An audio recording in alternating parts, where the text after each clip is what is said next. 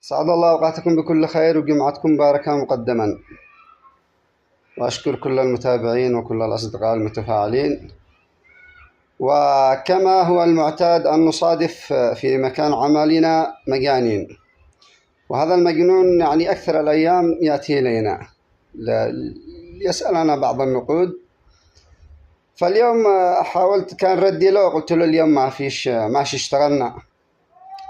صار ويا قال شوف أنا بعطيك مثل. قلت له تفضل. جا شاورني مشاورة طبعا مجنون.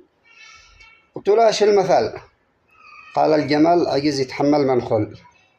أنا بصراحة ابتسمت وفهمت ايش القصد، يعني بأنه يعني يسأل شيء بسيط وإن الجمل عجز يتحمل منخل. وهل لديكم تفسير للمثل حق هذا المجنون آخر؟ أرجو الذي لديه تفسير أن يكتبه في التعليقات.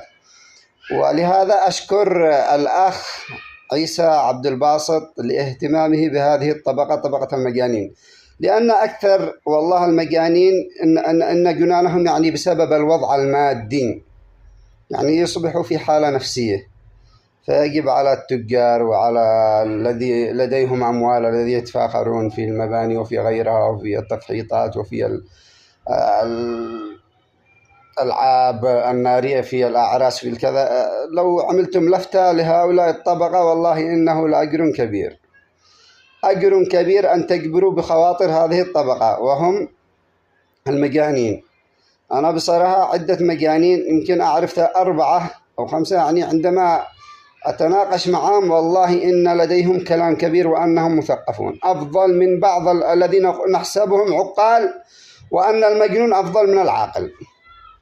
هذا الموضوع. على الموضوع الثاني يا أعزائي الطلاب، يعني كل واحد يشوف نفسه إنه عاده صغير عندما يشوف زملاء وأصدقاء، لكن تفاجأت عندما شفت طلاب درستهم الآن قد هم ما شاء الله، هذا يقول خطب وهذا تزوج وهذا سافر وهذا اغترب.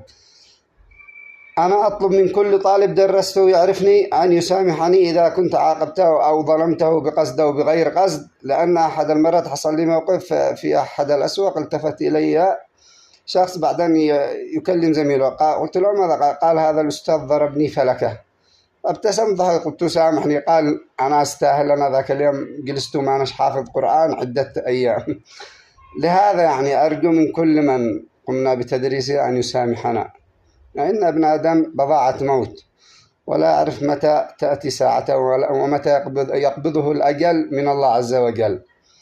أسعد الله أوقاتكم وجعل أيامكم كلها خير وعافية. تفقدوا جيرانكم، تفقدوا أصدقائكم، تفقدوا الطبقة التي قلنا أنهم